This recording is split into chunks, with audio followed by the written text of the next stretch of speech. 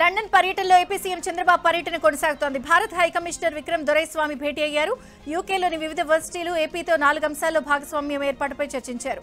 కేంద్ర ప్రభుత్వ సహకారంతో జాయింట్ వెంచర్ల ఏర్పాటు అంశంపై వీరిద్దరి మధ్య చర్చ జరిగింది. వర్సిటీ విద్యా సంస్థల విద్యార్థుల అంశంపై విక్రమ్ దొరైస్వామితో సీఎం చంద్రబాబు మాట్లాడారు. ప్రజా సమస్యల పరిష్కారమే లక్ష్యంగా ఏపీ మంత్రి లోకేష్ ప్రజా దర్బార్ కార్యక్రమానికి అంకురార్పణ చేశారు. తెలుగుదేశం పార్టీ కేంద్ర కార్యాలయంలో మంత్రి లోకేష్ ప్రజా దర్బార్ నిర్వహించారు. మంత్రి లోకేష్ కు అర్జీలు ఇచ్చేందుకు భారీగా ప్రజలు తరలివచ్చారు. ఒక్కొక్కరి దగ్గరకు వెళ్లి వినతి పత్రాలను స్వీకరించారు. వారిని ఆప్యాయంగా పలకరిస్తూ ప్రజా సమస్యలు తెలుసుకున్నారు. అప్పటికప్పుడు ఆయా సమస్యల పరిష్కారం కోసం అధికారులకు ఆదేశాలు జారీ చేశారు. ఇప్పటి వరకు దాదాపు 2000 మందిని కలిసి విజ్ఞప్తులు స్వీకరించారు మంత్రి లోకేష్. తిరువూరు ఎమ్మెల్యే కొలికిపూడి శ్రీనివాసరావు, విజయవాడ ఎంపీ కేశినేని శివనాథ్ల మధ్య నెలకొన్న వివాదంపై Telugu Desam party high command special focus పెట్టింది. ఇందులో భాగంగానే టీడీపీ క్రమశిక్షణ కమిటీ ఇద్దరు నేతలను పిలిపించి మాట్లాడింది. ఈ సందర్భంగా ఇద్దరు నేతలకి టీడీపీ హైకమాండ్ కీలక ఆదేశాలు జారీ చేసింది. ఇద్దరు నేతల మధ్య అసలు వివాదం ఎందుకు వచ్చిందని ప్రశ్నల వర్షం కురిపించింది. క్రమశిక్షణ కమిటీ ముందు వివరణ ఇచ్చారు ఎమ్మెల్యే కొలికిపూడి. అలాగే విజయవాడ ఎంపీ కేశినేని శివనాథ్తో కూడా టీడీపీ క్రమశిక్షణ కమిటీ మాట్లాడింది. ఏ సమస్య ఉన్నా హైకమాండ్ కు తెలియజేయాలని కేశినేని శివనాథ్ ఆదేశించింది. మరోవైపు కావలి ఎమ్మెల్యే కావ్య కృష్ణారెడ్డికి టీడీపీ హైకమాండ్ నుంచి పిలుపొచ్చింది. ఇటీవలి కావల్లో జరిగిన పరిణామాలపై టీడీపీ అధిష్టానం ఆగ్రహం వ్యక్తం చేసింది. ఏపీకి పెట్టుబడుల సాధన కోసం మంత్రి నారాయణ దుబాయ్ పర్యటన రెండో రోజు కొనసాగుతోంది. అపరెల్ గ్రూప్ చైర్మన్ నీలేష్ వేద్తో మంత్రి భేటీ అయ్యారు. ఫ్యాషన్, ఫుట్వేర్ రంగాల్లో అపరెల్ గ్రూప్ 14 దేశాల్లో ప్రసిద్ధి పొందింది. ఏపీలో పెట్టుబడులు పెట్టాల్సిందిగా అపరెల్ గ్రూప్ ప్రతినిధులను మంత్రి నారాయణ ఆహ్వానించారు. ట్రాన్స్‌వరల్డ్ గ్రూప్ చైర్మన్ రమేష్ రామకృష్ణన్తోనూ నారాయణ భేటీ అయ్యారు. ఏపీలో లాజిస్టిక్స్ రంగం అభివృద్ధికి సీఎం చంద్రబాబు తీసుకుంటున్న నిర్ణయాలను వివరించారు. ఈ నెల 14, 15 తేదీల్లో విశాఖలో జరిగే భాగస్వామ్య సదస్సుకు హాజరు కావాలని ఆయా కంపెనీలకు మంత్రి ఆహ్వానం పలికారు. ఏపీలో విపత్కర పరిస్థితులుంటే సీఎం చంద్రబాబు, మంత్రి లోకేష్ విదేశాల్లో పర్యటిస్తున్నారంటూ జగన్ విమర్శించారు. తుఫాన్ తర్వాత పేరుకు రైతులను పరామర్శించి సీఎం చంద్రబాబు లండన్ వెళ్లారన్నారు. రైతుల విషయంలో చంద్రబాబు మైండ్ సెట్ మారాలని, లేకపోతే ఏపీ వ్యాప్తంగా పోరాటానికి వైసీపీ సిద్ధమని పులివెందుల ఎమ్మెల్యే జగన్ రెడ్డి అన్నారు. కృష్ణా జిల్లాలో తుఫాను వల్ల దెబ్బతిన్న పంటలను జగన్ పరిశీలించారు. చంద్రబాబుపై రాజకీయ విమర్శలు చేశారు. కృష్ణా జిల్లా పెనమలూరు నియోజకవర్గంలో జగన్ కాన్వాయ్ అడ్డు అదుపు లేకుండా సాగింది. ఉయ్యూరు మండలం గండిగుంట వద్ద కాన్వాయ్ వాహనాలు ఒకదానికొకటి ఢీకొన్నాయి. దీంతో పలువురికి గాయాలయ్యాయి. ఈ మేరకు రహదారిపై భారీగా ట్రాఫిక్ జామ్ ఏర్పడి వాహనాలు నిలిచిపోయాయి. ఎంత మొరపెట్టుకుంటున్నా వినకుండా జగన్ కాన్వాయ్ ఇష్టం వచ్చినట్లు ముందుకు సాగిందని పోలీసులు ఆరోపిస్తున్నారు. వైసీపీ నేతల అత్యుత్సాహం వల్లే ఇలాంటి ఘటనలు పునరావృతం అవుతున్నాయని స్థానికులు దుమ్మెత్తిపోస్తున్నారు. జగన్ పర్యటనలో వైసీపీ శ్రేణులు అత్యుత్సాహం ప్రదర్శించారు. పోలీసుల ఆంక్షలు పట్టించుకోకుండా రోడ్లపై హంగామా చేస్తున్నారు.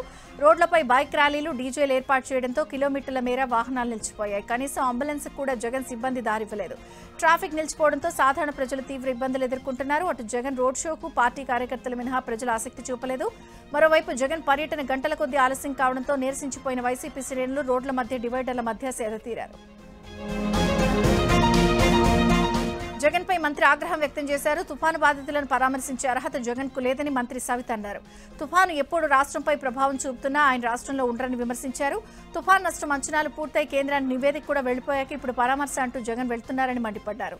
రైతులను అప్పుడు, ఇప్పుడు, ఎప్పుడు ఆదుకున్న పార్టీ టీడీపీ, కూటమి ప్రభుత్వమే అని స్పష్టం చేశారు. Amaravati Thullur police sub division కొత్త కార్యాలయాన్ని హోంమంత్రి అనిత ప్రారంభించారు. పోలీసులకు ₹1 కోటి వరకు బీమా కల్పించామని, 6100 మందికి కానిస్టేబుల్ ఉద్యోగాలు ఇచ్చామని మంత్రి అనిత తెలిపారు. 2014లో చంద్రబాబు హయాంలో ప్రారంభమైన అమరావతి నిర్మాణం 2019 వైసీపీ ప్రభుత్వం అధికారంలోకి రావడంతో నిలిచిపోయిందన్నారు. ఏపీ నకిలీ మద్యం కేసులో కీలక పరిణామం జరిగింది. గోవాలో నకిలీ మద్యం కేంద్రాన్ని సిట్ అధికారులు గుర్తించారు. అయితే వైసీపీ హయాంలో జనార్దన్ రావుతో కలిసి కేరళకు చెందిన జినేష్ అనే వ్యక్తి గోవాలో కల్తీ లిక్కర్ డంప్ను ఏర్పాటు చేసినట్లు తెలుస్తోంది. సౌత్, నార్త్ గోవా, పనాజీ, మార్గావ్లో ఈ కల్తీ లిక్కర్ విక్రయాలు జరిపినట్లు సిట్ తేల్చింది. తెలంగాణ సీఎం రేవంత్ రెడ్డితో అమెజాన్ వెబ్ సర్వీసెస్ ప్రతినిధి బృందం భేటీ అయింది. తెలంగాణలో డేటా సెంటర్స్ ప్రాజెక్టులు, విస్తరణ అంశాలపై చర్చించారు. ఈ సందర్భంగా పెట్టుబడుల విషయంలో ప్రభుత్వం నుంచి అన్ని సహాయ సహకారాలుంటాయని సీఎం రేవంత్ రెడ్డి స్పష్టం చేశారు. ఇటీవల మంత్రిగా ప్రమాణ స్వీకారం చేసిన అజారుద్దీన్ కు తెలంగాణ ప్రభుత్వం శాఖలు కేటాయించింది. మైనారిటీల సంక్షేమం, పబ్లిక్ ఎంటర్ప్రైజెస్ శాఖలను కేటాయిస్తూ ఉత్తర్వులు జారీ చేసింది. రాష్ట్ర మంత్రిగా అజారుద్దీన్ గత నెల 31న ప్రమాణ స్వీకారం చేశారు. రాజ్భవన్లోని దర్బార్ హాల్లో జరిగిన కార్యక్రమంలో గవర్నర్ జిష్ణుదేవ్ వర్మ ఆయనతో ప్రమాణం చేయించారు. తెలంగాణలో ఫీజు రియంబర్స్మెంట్ సంస్కరణలకు ప్రభుత్వం కమిటీ ఏర్పాటు చేసింది. సంక్షేమ శాఖ స్పెషల్ సీఎస్ చైర్మన్ గా 15 మందితో కమిటీని నియమించింది. కాలేజీ యాజమాన్యాల నుంచి 3 చోటు కల్పించారు. కంచాయిలయ్య, కోదండరాంకు కమిటీలో అవకాశం ఇచ్చారు. ఫీజు రియంబర్స్మెంట్ పాలసీపై కమిటీ ప్రభుత్వానికి సూచనలు ఇవ్వనుంది. ప్రత్యేక ట్రస్ట్ ద్వారా ఫీజు రియంబర్స్మెంట్ సాధ్యాసాధ్యాలను కమిటీ పరిశీలించనుంది. 3 నెలల్లో కమిటీ నివేదిక ఇవ్వాలని ప్రభుత్వం జీవోలో పేర్కొంది. తెలంగాణలో ఫిరాయింపు ఎమ్మెల్యేల కేసు విచారణలో మరో అడుగు పడింది. గురువారం నుంచి ఫిరాయింపు ఎమ్మెల్యేల కేసు విచారణ జరగనుంది. 6 ఎమ్మెల్యేలు తెల్లం వెంకట్రావు, సంజయ్, 13 పోచారం శ్రీనివాసరెడ్డి, అరకపూడి గాంధీని స్పీకర్ విచారించనున్నారు. ఇప్పటికే 4 ఎమ్మెల్యేలను విచారించారు. తెలంగాణ సీఎం రేవంత్ రెడ్డి సమక్షంలో తన అనుచరులతో కలిసి రాష్ట్ర వడ్డెర సంఘం రాష్ట్ర అధ్యక్షుడు నారాయణస్వామి కాంగ్రెస్ పార్టీలో చేరారు. ఈ సందర్భంగా ఆయనకు పార్టీ కండువా కప్పి పార్టీలోకి మంత్రి దామోదర్ రాజనరసింహ ఆహ్వానించారు. ఈ కార్యక్రమంలో మంత్రి జూపల్లి కృష్ణారావు, ఎమ్మెల్యేలు పాల్గొన్నారు. తెలంగాణ ప్రభుత్వానికి జూబ్లీహిల్స్ ఎన్నికల మీద ఉన్న శ్రద్ధ రైతు సమస్యల మీద లేదని తెలంగాణ జాగృతి అధ్యక్షురాలు కల్వకుంట్ల కవిత అన్నారు. రైతులను ప్రభుత్వం పట్టించుకోవడం లేదన్నారు. రైతుల సమస్యలు పరిష్కరించాలని డిమాండ్ చేశారు. మోంతా తుపాను ప్రభావం నుంచి తేరుకుంటున్న సమయంలో మళ్లీ వర్షాలు కురవడం ఓరుగల్లు వాసుల ఆందోళనకు గురిచేస్తోంది. మరోవైపు ఎనిమామల మార్కెట్లోకి తీసుకొచ్చిన పత్తి పంట తడిసి ముద్దవుతోంది. కష్టపడి పండించిన పంట కళ్ల ముందే తడిసిపోతోందని, తాము తీవ్రంగా నష్టపోతున్నామని రైతులు ఆవేదన వ్యక్తం చేస్తున్నారు. వరంగల్, హన్మకొండలో లోతట్టు ప్రాంతాలు నీట మునిగాయి. యాదాద్రి భువనగిరి జిల్లా చౌటుప్పల్లో భారీ వర్షాలకు ప్రభుత్వ కార్యాలయాలు నీట మునిగాయి. మండల పరిషత్ కార్యాలయం, పాలకేంద్రం, పాత తహసీల్దార్ కార్యాలయం, ఆర్డీఓ కార్యాలయంలోకి భారీగా వరద నీరు చేరింది. అయితే అధికారులు ముందు జాగ్రత్తగా ఫైల్స్, కంప్యూటర్లు వేరే ప్రాంతానికి తరలించారు. ప్రభుత్వ కార్యాలయాలకు వెళ్లే రహదారిని బ్యారికేడ్లతో మూసివేశారు. 2 రోజులుగా కురిసిన వర్షాలకు వినాయక నగర్, రామ్నగర్ కాలనీలు జలమయమయ్యాయి. శ్రీశైలంలో భారీ కొండచర్యలు విరిగిపడ్డాయి. పాతాళగంగ రోడ్డుపై పెద్ద బండరాయి కొండపై నుంచి విరిగిపడి చెట్టును ఢీకొట్టి రోడ్డుపైకి వచ్చి పడింది. అక్కడెవరూ లేకపోవడంతో ప్రమాదం తప్పింది. శ్రీశైలంలో ఉరుములు, మెరుపులతో భారీ వర్షం కురిసింది. వర్షానికి పాతాళగంగ వద్ద కొండచర్యలు విరిగిపడ్డాయి. భక్తులు పుణ్యస్నానాలకు పాతాళగంగకు నడిచి వెళ్లే మార్గంలో రోడ్డుకు అడ్డంగా పెద్ద పెద్ద చెట్లు పడ్డాయి. వాటిని స్థానికులు, అధికారులు తొలగించే ప్రయత్నం చేశారు. నల్గొండ జిల్లాలో డిండి వాగు ఉధృతంగా ప్రవహిస్తోంది. డిండి మండలం గొనబోయినపల్లికి చెందిన 3 గొర్రెల కాపర్లు వాగు ఉధృతితో చిక్కుకుపోయారు. సమాచారం అందుకున్న అధికారులు వారికి డ్రోన్ సాయంతో ఆహారం అందించారు. ప్రకాశం జిల్లా కంభంలో పసుపు, అరటి, మిర్చి, కంది పంటలు నీటిలో మునిగాయి. 100 ఎకరాల్లో పంట మునగడంతో రైతులు ఆవేదన వ్యక్తం చేస్తున్నారు. ఇటీవల కురిసిన భారీ వర్షాలకు ఖమ్మం చెరువు ఉధృతంగా ప్రవహిస్తోంది. చెరువు నీటి ప్రవాహానికి పంట పొలాలు జలమయమవుతున్నాయని, ముందస్తు సమాచారం ఇవ్వడంలో ఇరిగేషన్ అధికారులు నిర్లక్ష్యం వహించారని రైతులు మండిపడుతున్నారు. ఖమ్మంలో సిపిఎం కార్యకర్తలు నిరసన ర్యాలీ చేపట్టారు. సిపిఎం నేత సామినేని రామారావు హత్య కేసు విషయంలో పోలీసులు సరైన పద్ధతిలో విచారణ జరపడం లేదని ఆరోపిస్తూ నిరసనగా ర్యాలీ నిర్వహించారు. దోషులను రక్షించే విధంగా పోలీసుల విచారణ జరుగుతుందని సిపిఎం నేత పోతినేని సుదర్శన్ ఆరోపించారు. అధికారులు స్పందించి సిపిఎం నేత సామినేని రామారావును హత్య చేసిన దోషులను పట్టుకుని కఠినంగా శిక్షించాలని సిపిఎం నేతలు డిమాండ్ చేశారు. హైదరాబాద్ ఓయూలో న్యూ గోదావరి హాస్టల్ విద్యార్థులు ఆందోళన చేపట్టారు. నాణ్యమైన ఆహారం అందించడం లేదని ఓయూ ప్రధాన రహదారిపై బైఠాయించి నిరసన తెలిపారు. చపాతీలు, కర్రీ బాగాలేదని అడిగితే మెస్ సిబ్బంది దురుసుగా ప్రవర్తించారని ఆవేదన వ్యక్తం చేశారు. అధికారులు స్పందించి మెస్ సిబ్బందిని తొలగించి నాణ్యమైన ఆహారం అందించాలని డిమాండ్ చేశారు. గద్వాల జిల్లా ఐజు మున్సిపాలిటీ పరిధిలో బస్సులు ఆపడం లేదంటూ విద్యార్థులు రోడ్డుపై బైఠాయించి నిరసన చేశారు. పలు గ్రామాల నుంచి వచ్చే విద్యార్థులు స్కూళ్లకు వెళ్లాలంటే రోజు కర్నూలు నుంచి వచ్చే తెలంగాణ బస్సులు ఎక్కాల్సింది. అయితే జనం ఎక్కువగా ఉండడంతో బస్సులు ఆపడం లేదని విద్యార్థులు వాపోయారు. దీంతో విద్యార్థులతో కలిసి తల్లిదండ్రులు ఆందోళన చేపట్టారు. అధికారులు స్పందించి విద్యార్థుల కోసం ప్రత్యేకంగా బస్సులు కేటాయించాలని డిమాండ్ చేశారు. ఎన్టీఆర్ జిల్లా ఇబ్రహీంపట్నంలోని ఎన్టీటీపీఎస్ యాష్ పాండ్లో వద్ద లారీ ఓనర్ల నిరసన ఉద్రిక్తంగా మారింది. బూడిద కాంట్రాక్టర్ను గదిలో పెట్టి తాళం వేశారు లారీ యజమానులు, గ్రామస్తులు. తక్షణమే స్పందించిన ఇబ్రహీంపట్నం ఎస్ఐ రాజు గది తాళం తీయించారు. బూడిద కాంట్రాక్టర్ వైఖరిని నిరసిస్తూ లారీ ఓనర్లు నిరసన వ్యక్తం చేశారు. దీంతో బూడిద లోడింగ్ లారీలు వందలాదిగా నిలిచిపోయే ఎన్టీటీపీఎస్ అధికారుల నిర్లక్ష్యం వల్ల ఈ పరిస్థితి వచ్చిందని స్థానికులు ఆరోపిస్తున్నారు. పశ్చిమ గోదావరి జిల్లా ఉండి నియోజకవర్గంలో ప్లాస్టిక్ కంట్రోల్, చెత్త నియంత్రణలపై కఠిన నిర్ణయాలు తీసుకున్నామని AP deputy speaker Raghurama Krishnamraju అన్నారు. ఉండి కార్యాలయంలో రఘురామ కృష్ణంరాజు ఆకువీడు, ఉండి మండలాలకు చెందిన అధికారులతో సమీక్షా సమావేశం నిర్వహించారు. నిబంధనలు పాటించని దుకాణదారులపై చర్యలు తీసుకోవాలని అధికారులకు సూచించారు. అయినా తప్పు చేస్తే వారి దుకాణాలకు చెందిన అనుమతులను రద్దు చేయాలని అధికారులను ఆదేశించారు. కూటమి ప్రభుత్వం క్రీడలకు అత్యంత ప్రాధాన్యత ఇస్తుందని గోపాలపురం ఎమ్మెల్యే మద్దిపాటి వెంకటరాజు అన్నారు. తూర్పుగోదావరి జిల్లా దేవరపల్లి జిల్లా పరిషత్ హైస్కూల్లో అండర్ 14, అండర్ 17 జిల్లా స్థాయి ఫుట్బాల్ సెలక్షన్ పోటీలను ఎమ్మెల్యే మద్దిపాటి వెంకటరాజు ప్రారంభించారు. ఈ సందర్భంగా పోటీదారులకు క్రీడా దుస్తులను అందజేశారు. ప్రతి విద్యార్థి క్రీడలను తమ జీవితంలో భాగంగా మార్చుకోవాలని సూచించారు. గోపాలపురం నియోజకవర్గాన్ని క్రీడాకారులకు కేంద్రంగా తయారు చేస్తామని ఎమ్మెల్యే మద్దిపాటి వెంకటరాజు అన్నారు. మాక్ అసెంబ్లీ కార్యక్రమానికి వెల్దుర్తి గురుకుల పాఠశాల విద్యార్థిని గాయత్రి ఎంపిక కావడంపై పత్తికొండ ఎమ్మెల్యే కేఈ శ్యామ్ కుమార్ హర్షం వ్యక్తం చేశారు. ఎమ్మెల్యే క్యాంప్ కార్యాలయంలో విద్యార్థిని సన్మానించారు. ఈ సందర్భంగా ప్రజాస్వామ్యంలో అత్యంత కీలకమైన చట్టసభలు ఎలా నడుస్తాయో భావితరాలకు తెలియాలంటే మాక్ అసెంబ్లీలు వంటి అవసరమని ఎమ్మెల్యే అన్నారు. సభా పద్ధతులు ఎలా నడుస్తాయో ప్రత్యక్షంగా చూపిస్తూ చిన్నప్పటి నుంచే ప్రజాస్వామ్య విలువలను విద్యార్థులకు నేర్పించాలని మంత్రి లోకేష్ మాక్ అసెంబ్లీ కార్యక్రమాన్ని చేపట్టారని ఎమ్మెల్యే అన్నారు.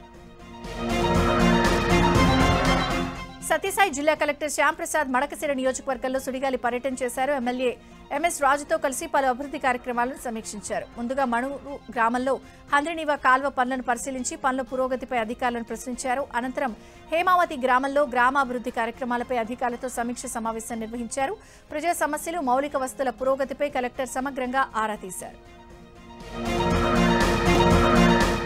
సిద్దిపేట జిల్లాలో కొమరవెల్లి మల్లన్న స్వామివారి భక్తులు స్థానికుల వినతుల మేరకు నిర్మించిన రైల్వే హాల్ట్ స్టేషన్ పనులు పూర్తయినా ప్రారంభానికి నోచుకోవడం లేదు. గత నెల దసరా పండుగకు ప్రారంభిస్తామని కేంద్ర మంత్రి కిషన్ రెడ్డి పేర్కొన్నా అవి మాటలకే పరిమితమయ్యాయి.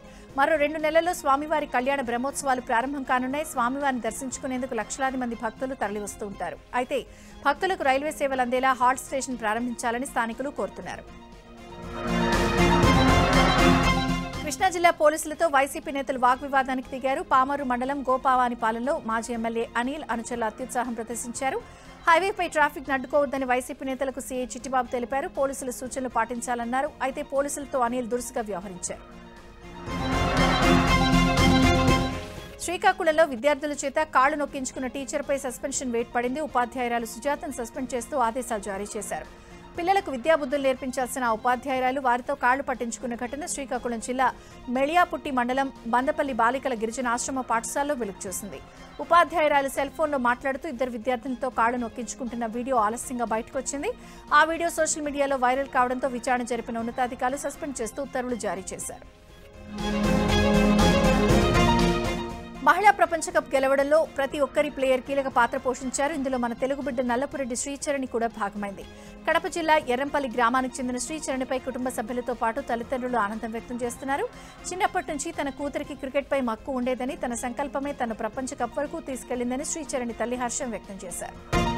తిరుపతి శ్రీ వెంకటేశ్వర విశ్వవిద్యాలయంలో మరోసారి ర్యాగింగ్ ఘటన సంచలనంగా మారింది. సైకాలజీ విభాగంలో సీనియర్ విద్యార్థులు జూనియర్లను ర్యాగింగ్కు గురి చేసినట్లు వేధించినట్లు ఆరోపణలొచ్చాయి. ర్యాగింగ్కు గురైన విద్యార్థులు తమ బాధను హెచ్ఓడి విశ్వనాథ్ రెడ్డి దృష్టికి తీసుకెళ్లడానికి ప్రయత్నించారు. అయితే బాధిత విద్యార్థుల పట్ల హెచ్ఓడి అనుచితంగా మాట్లాడారని విద్యార్థి సంఘాలు ఆరోపించాయి.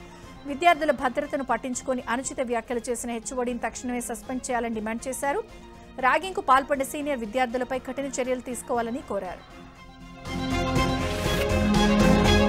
సిద్దిపేట జిల్లా నాచారంలో తప్పిపోయిన బాలుని సురక్షితంగా పోలీసులు అతడి తల్లికి అప్పగించారు. నాచారం నుంచి గజ్వేల్ ఆర్టీసీ బస్సులో 4 ఏళ్ల బాలుడు గణేష్ వచ్చాడు. గణేష్ తప్పిపోయాడు అన్న తల్లి ఫిర్యాదుతో అతడి ఫోటోను పోలీసులు సోషల్ మీడియాలో విస్తృతంగా ప్రచారం చేశారు. గజ్వేల్ స్థానికులు గణేష్ను గుర్తించి పోలీసులకు అప్పగించారు. ఈ విషయాన్ని తెలుసుకుని గణేష్ తల్లి పోలీస్ స్టేషన్కు రాగా అతన్ని సురక్షితంగా ఆమెకు అప్పగించారు. పల్నాడు జిల్లా క్రోసూరులో మద్యం షాపు దగ్గర గొడవ జరిగింది. మద్యం మత్తులో ఉన్న 2 వ్యక్తులు కోటేశ్వరరావు, రవి ఘర్షణ పడి బీర్ బాటిల్స్ తో కొట్టుకున్నారు. ఈ ఘటనలో 2కి తీవ్రంగా గాయాలు కావడంతో ఆసుపత్రికి తరలించారు. కూతురు ప్రేమ వివాహం చేసుకుందన్న కోపంతో యువకుడి ఇంటిపై యువతి కుటుంబ సభ్యులు దాడి చేసి నిప్పు పెట్టారు. ఈ ఘటన సంగారెడ్డి జిల్లా కక్కర్వాడలో జరిగింది. గ్రామానికి చెందిన యువకుడు, యువతి 10 రోజుల క్రితం హైదరాబాద్లో ప్రేమ వివాహం చేసుకున్నారు. యువతి తల్లిదండ్రుల ఫిర్యాదుతో ఇద్దరిని పోలీసులు స్థానిక పోలీస్ స్టేషన్కు తీసుకొచ్చారు. కుటుంబ సభ్యులు ఎంత నచ్చజెప్పినా వారు వినలేదు. ఆ తర్వాత ఇద్దరు ఎక్కడికో వెళ్లిపోయారు. దీంతో కోపం పెంచుకున్న యువతి కుటుంబ సభ్యులు యువకుడి తండ్రి, సోదరుడిపై దాడి చేశారు. ఇంటి ముందున్న రేకుల షెడ్డుకు నిప్పు పెట్టేశారు. పశ్చిమ గోదావరి జిల్లా నర్సాపురంలో వరల్డ్ కప్ సాధించిన టీమిండియా మహిళా జట్టుకు అభినందనలు తెలుపుతూ ప్రభుత్వ విప్ బొమ్మిడి నాయకర్ ఆధ్వర్యంలో భారీ ప్రదర్శన నిర్వహించారు. జనసేన కార్యాలయం నుంచి సాగిన ఈ అభినందన ర్యాలీలో కళాశాలలకు చెందిన విద్యార్థులు పెద్ద సంఖ్యలో పాల్గొన్నారు. టీమిండియా సాధించిన ఈ విజయం భారతదేశానికి గర్వకారణమని ప్రభుత్వ విప్ నాయకర్ అన్నారు. ప్రతి ఒక్కరూ టీమిండియా జట్టును స్ఫూర్తిగా తీసుకుని దేశ గొప్పతనాన్ని చాటాలన్నారు. భద్రాద్రి కొత్తగూడెం ఎక్సైజ్ శాఖలో పనిచేస్తున్న ఓ మహిళా కానిస్టేబుల్ బలవన్ మరణానికి పాల్పడింది. అదే శాఖలో పనిచేస్తున్న మహిళా సీఐ నిత్యం వేధింపులకు గురి చేస్తున్నారంటూ మనస్తాపం చెందిన మహిళా కానిస్టేబుల్ అఖిల బలవన్ మరణానికి పాల్పడింది. ఈ ఘటన ఆలస్యంగా వెలుగులోకి వచ్చింది. తనపై మహిళా సీఐ దురుసుగా ప్రవర్తిస్తున్నారని బాధితురాలు వాపోయారు. అయితే దీనిపై స్పందించిన మహిళా సీఐ తాను ఎవరిని వేధించలేదని వివరణ ఇచ్చారు. హైదరాబాద్లోని ఓ వైద్యుడి ఇంట్లో భారీగా డ్రగ్స్ పట్టుబడ్డాయి. ఢిల్లీ, బెంగళూరు నుంచి డాక్టర్ జాన్ పాల్ డ్రగ్స్ తెప్పించి అతన్ని స్నేహితులతో కలిసి విక్రయాలు కొనసాగిస్తున్నాడు. డాక్టర్ జాన్ పాల్ అరెస్ట్ చేసిన పోలీసులు నిందితుడి ఇంట్లో 3 లక్షల విలువైన ఓజీ కుష్, ఎండిఎంఏ, ఎల్ఎస్డి బాస్, కొకైన్, గుమ్మస్, హాసిన్ ఆయిల్ స్వాధీనం చేసుకున్నారు. ఇక పరారీలో ఉన్న నిందితుడు స్నేహితుల కోసం పోలీసులు గాలిస్తున్నారు. హైదరాబాద్ గచ్చిబౌలిలో మరోసారి డ్రగ్స్ పార్టీని పోలీసులు భగ్నం చేశారు. కోలివింగ్ గెస్ట్ రూమ్ లో డ్రగ్స్ పార్టీపై ఎస్ఓటీ పోలీసులు దాడులు చేశారు. 6 డ్రగ్స్ పెడ్లర్లు, 6 కన్స్యూమర్లను అరెస్ట్ చేశారు. డ్రగ్స్ సప్లైపై చేస్తున్న గుత్తా తేజకృష్ణ అనే యువకుడితో పాటు ఓ నైజీరియన్ అదుపులోకి తీసుకున్నారు. కర్ణాటక నుంచి డ్రగ్స్ తీసుకొచ్చి యువకులకు స్మగ్లర్ అమ్ముతున్నట్లు గుర్తించారు. డ్రగ్స్ పార్టీలో ఎండీఎంఏతో పాటు గంజాయి స్వాధీనం చేసుకున్నారు. హన్మకొండ జిల్లా సాయంపేటలో లారీ డ్రైవర్ పెట్రోల్ బంక్ యజమాని బెదిరించిన ఘటనలో రౌడీ షీటర్ సూరి గ్యాంగ్పై పలు సెక్షన్ల కింద కేసు నమోదు చేశారు. సాయంపేటలో ఫ్రెండ్ సమాద్ దగ్గర ఇటీవల సూరి గన్ఫైర్ చేయగా పోలీసులు అదుపులోకి తీసుకున్నారు. ఇప్పటికే రౌడీ షీటర్ సూరిపై 39 కేసులు, 3 పీడీ యాక్ట్ కేసులు ఉన్నాయి. గత నెల 5న సూరికి హైదరాబాద్ నగర్ బహిష్కరణ గడువు ముగిసింది. నాగర్ కర్నూలు జిల్లా కల్వకుర్తిలో దొంగలు బీభత్సం సృష్టించారు. గురుప్రవేశం చేసిన రోజే ఓ దొంగ ఇంట్లో చొరబడి కళ్యాణం చేసినటువంటి అమ్మవారి మంగళసూత్రంతో పాటు నిద్రిస్తున్న మహిళ మెడలో నుంచి 3.5 తులాల బంగారు గొలుసును ఎత్తుకెళ్లిపోయాడు. మహిళ మేలుకుని దొంగ అని అరవడంతో గోడ దూకి పారిపోయాడు. బాధితుల ఫిర్యాదుతో కేసు నమోదు చేసుకున్న కల్వకుర్తి పోలీసులు దర్యాప్తు చేపట్టారు. కామారెడ్డి జిల్లాలో తాళం వేసి నీళ్లను టార్గెట్ చేస్తూ దొంగలు రెచ్చిపోతున్నారు. సిద్దివినాయక్ నగర్ కాలనీలో నివాసం ఉండే చంద్రమోహన్ రెడ్డి ఇంటి తాళాలు పగలగొట్టి 6.5 తులాల బంగారము, 2.5 కిలోల వెండితో పాటు 2.5 లక్షల నగదును దుండగులు ఎత్తుకెళ్లారు. కుటుంబ సభ్యులతో హైదరాబాద్ కు వెళ్లి తిరిగి వచ్చిన చంద్రమోహన్ రెడ్డి ఇంటి తాళాలు పగలగొట్టి ఉన్నాయి. సంఘటన స్థలానికి చేరుకున్న పోలీసులు సీసీ కెమెరాను పరిశీలిస్తున్నారు. హైదరాబాద్ లో వ్యాపారి శ్యామ్ కిడ్నాప్ కేసును పోలీసులు ఛేదించారు. భర్త శ్యామ్ ను కిడ్నాప్ చేసింది మొదటి భార్య మాధవీలతేనని పోలీసులు తేల్చారు. అంబర్పేటకు చెందిన శ్యామ్ కు మాధవీలతో కొంతకాలం క్రితం వివాహమైంది. కానీ విభేదాలు రావడంతో ఫాతిమా అనే మహిళను శ్యామ్ రెండో వివాహం చేసుకున్నాడు. ఎప్పుడైతే రెండో పెళ్లి చేసుకున్నాడో అప్పటి నుంచి శ్యామ్ కు మాధవీలత చుక్కలు చూపడం మొదలుపెట్టింది. ఆస్తి కావాలంటూ డిమాండ్ చేసింది. శ్యామ్ మాట వినకపోవడంతో 10 మందితో కిడ్నాప్ చేయించింది. చివరకు పోలీసులు శ్యామ్ ను విడిపించారు. 10 మందిని అరెస్ట్ చేశారు. మహిళను 2 ఏళ్లుగా లైంగికంగా వేధిస్తున్న దారుణ ఘటన నిజామాబాద్ లో జరిగింది. Dental doctor Amar, real estate వ్యాపారి గంగాధర్ లైంగిక వేధింపులకు పాల్పడుతున్నారంటూ బాధిత మహిళ ఆరోపిస్తోంది. ట్రావెల్స్ కంపెనీలో పనిచేస్తున్నప్పుడు అమర్, గంగాధర్లు తనతో పరిచయం పెంచుకున్నారని, ఆ తర్వాత 2 ఏళ్ల నుంచి లైంగిక వేధింపులకు పాల్పడుతున్నారంటూ మహిళ ఆవేదన వ్యక్తం చేసింది. ఇద్దరు వేధింపులపై నిజామాబాద్ సిపి సాయి చైతన్యకు ఫిర్యాదు చేసింది. దీంతో అమర్, గంగాధర్లపై కేసు నమోదు చేసి విచారణకు సిపి సాయి చైతన్య ఆదేశించారు. ఛత్తీస్గఢ్లోని బిలాస్పూర్లో 2 రైళ్లు ఎదురెదురుగా ఢీకొన్నాయి. ఈ ప్రమాదంలో 10 మంది మృతి చెందారు, పలువురికి గాయాలయ్యాయి. గూడ్స్ రైలును కోర్బా ప్యాసింజర్ ట్రైన్ ఢీకొట్టింది. జయరాం నగర్ స్టేషన్ సమీపంలో ఈ ప్రమాదం జరిగింది. ఘటనా స్థలంలో సహాయక చర్యలు కొనసాగుతున్నాయి. మృతుల సంఖ్య మరింత పెరిగే అవకాశం ఉంది. బీహార్ అసెంబ్లీ తొలిదశ ఎన్నికల ప్రచార గడువు ముగిసింది. 18 జిల్లాల్లోని 121 అసెంబ్లీ స్థానాలకు ఈ నెల 6న పోలింగ్ జరగనుంది. అధికార ఎన్డీఏ, విపక్ష మహాగఠబంధన్ కు చెందిన స్టార్ క్యాంపైనర్లు, సీనియర్ నేతలు చివరి రోజు ముమ్మర ప్రచారం నిర్వహించారు. జేపీ నడ్డా, రాజ్నాథ్ సింగ్, యోగి ఆదిత్యనాథ్, రాహుల్ గాంధీ, తేజస్వి యాదవ్ సహా ఆయా పార్టీల అగ్రనేతలు విస్తృత పర్యటనలతో ప్రచారాన్ని హోరెత్తించారు. భోజ్పూర్, గయాలో భాజపా అధ్యక్షుడు జేపీ నడ్డా ఎన్నికల ప్రచారం నిర్వహించారు. ఓటర్ల జాబితా ప్రత్యేక సమగ్ర సవరణకు వ్యతిరేకంగా పశ్చిమ బెంగాల్లో తీవ్ర నిరసన వ్యక్తమవుతోంది. ఆందోళనకు ముఖ్యమంత్రి మమతా బెనర్జీ నాయకత్వం వహించారు. కోల్కతా వీధుల్లో నిర్వహించిన భారీ ర్యాలీని ముందుండి నడిపించారు. ఈ సమగ్ర సవరణ భాజపా నేతృత్వంలోని కేంద్ర ప్రభుత్వం ఎన్నికల సంఘం కుమ్మక్కై నిర్వహిస్తున్న నిశ్శబ్ద రిగ్గింగ్ అని తృణమూల్ కాంగ్రెస్ ఆరోపించింది. బెనర్జీతో పాటు ఆమె మేనల్లుడు అభిషేక్ బెనర్జీ కూడా పాల్గొన్నారు. అయితే నిరసనలపై బీజేపీ తీవ్రంగా మండిపడింది. భారత రాజ్యాంగ విలువలకు వ్యతిరేకంగా టీఎంసీ వ్యవహరిస్తోందని విమర్శించారు. సమస్యల నుంచి దృష్టి మళ్లించేలా యువత సోషల్ మీడియా రీల్స్ లో బిజీగా ఉండాలని ప్రధాని మోదీ కోరుకుంటున్నట్లు కాంగ్రెస్ అగ్రనేత రాహుల్ గాంధీ ఆరోపించారు. బీహార్ అసెంబ్లీ ఎన్నికల నేపథ్యంలో ఔరంగాబాద్లో నిర్వహించిన ప్రచార సభలో రాహుల్ ప్రసంగించారు. సీఎం నితీష్ కుమార్ యువతను కార్మికులుగా మారుస్తున్నారని, అన్ని ఉపాధి అవకాశాలను నాశనం చేస్తున్నారని మండిపడ్డారు. సామాజిక మాధ్యమాలు, రీల్స్ చేయడం వంటి వాటికి యువత బానిస కావాలని ప్రధాని మోదీ కోరుకుంటున్నారన్నారు. అమెరికా చరిత్రలోనే అత్యంత కీలకమైన న్యాయ విచారణకు అగ్రరాజ్య సుప్రీంకోర్టు సిద్ధమవుతోంది. టారిఫ్ల పేరుతో ప్రపంచ దేశాలపై వాణిజ్య యుద్ధం సాగిస్తోన్న అమెరికా అధ్యక్షుడు ట్రంప్ అధికారాలను నిర్ణయించే అంశంపై న్యాయస్థానం విచారణ జరపనుంది. ఈ కేసులో ట్రంప్నకు వ్యతిరేకంగా భారత సంతతి అటార్నీ నీల్ కత్యాల్ వాదనలు వినిపించనున్నారు. దీంతో ఆయన పేరు ప్రస్తుతం సోషల్ మీడియాలో మారుమోగుతోంది. గతంలో పలుమార్లు ట్రంప్ విధానాలకు వ్యతిరేకంగా నీల్ న్యాయస్థానాల్లో వాదించిన సందర్భాలున్నాయి.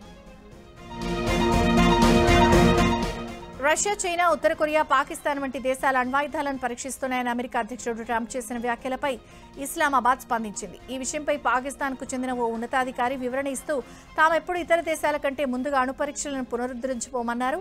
అణుపరీక్షలను నిర్వహించిన మొదటి దేశం పాక్ కాదని, అదేవిధంగా అణుపరీక్షలను తిరిగి ప్రారంభించే మొదటి దేశంగానూ తాము ఉండబోమని స్పష్టం చేశారు. ఫిన్లాండ్ అధ్యక్షుడు అలెగ్జాండర్ స్టబ్ భారత్పై ప్రశంసలు కురిపించారు. అమెరికా, చైనాలతో పాటు ప్రపంచంలో తదుపరి సూపర్ పవర్గా భారత్ నిలవనుందన్నారు. ఇదే క్రమంలో ప్రపంచ శక్తిగా ఎదుగుతున్న భారత్కు ఐక్యరాజ్య సమితి భద్రతా మండలిలో శాశ్వత సభ్యత్వం కల్పించకపోవడాన్ని తప్పుపట్టారు. ఓ ఇంటర్వ్యూలో అలెగ్జాండర్ స్టబ్ ఈ వ్యాఖ్యలు చేశారు. తాను భారత్కు గొప్ప అభిమానిని పేర్కొన్నారు. విదేశీ వ్యవహారాల్లో భారత్ అనుసరిస్తున్న విధానాలు సరైనవేనన్నారు. బంగ్లాదేశ్లోని పాఠశాలల్లో మ్యూజిక్, పీఈటీ టీచర్ల నియామకాలను రద్దు చేస్తున్నట్లు అక్కడి తాత్కాలిక ప్రభుత్వం ప్రకటించింది. ప్రభుత్వ ప్రాథమిక పాఠశాలల్లో సంగీత, నృత్య ఉపాధ్యాయులను నియమించాలని అక్కడి విద్యా మంత్రిత్వ శాఖ ఇటీవల నిర్ణయం తీసుకుంది. అయితే ఈ చర్యలను ఇస్లాం వ్యతిరేక అజెండాగా అభివర్ణించిన బంగ్లా ఇస్లాం ఛాందస్వాదులు యూనస్ ప్రభుత్వంపై తీవ్ర ఒత్తిడి తెచ్చారు. దీంతో ప్రభుత్వ పాఠశాలలో కొత్తగా సృష్టించిన మ్యూజిక్, పీఈటీ టీచర్ల పోస్టులను రద్దు చేస్తున్నట్లు విద్యాశాఖ అధికారి ఓ ప్రకటన విడుదల చేశారు. ఐసీసీ వన్డే మహిళల ప్రపంచ కప్ 2025లో టీమిండియా ఘన విజయం సాధించింది. దీనికి హర్మన్ సేనకు బీసీసీఐ 51 కోట్ల భారీ నజరానా ప్రకటించింది. ఈ నేపథ్యంలో టీమిండియా మాజీ కెప్టెన్ మిథాలీ రాజ్ ఓ ఇంటర్వ్యూలో చేసిన వ్యాఖ్యలు ప్రస్తుతం సోషల్ మీడియాలో వైరల్ అవుతున్నాయి. మహిళల వన్డే ప్రపంచ కప్ 2003 ఫైనల్ ఆడినప్పుడు ఒక్క మ్యాచ్కు 1000 ఇచ్చారు. ఆ టోర్నీలో 8 మ్యాచ్లు ఆడితే ఒక్కో ప్లేయర్కు 8,000 వచ్చాయి. అప్పట్లో మహిళల క్రికెట్ పరిస్థితి దయనీయంగా ఉండేదన్నారు. మ్యాచ్ ఫీజులు, జీతాలు వంటివి క్రికెటర్లకు లేవని మిథాలీ ఓ షోలో వెల్లడించింది.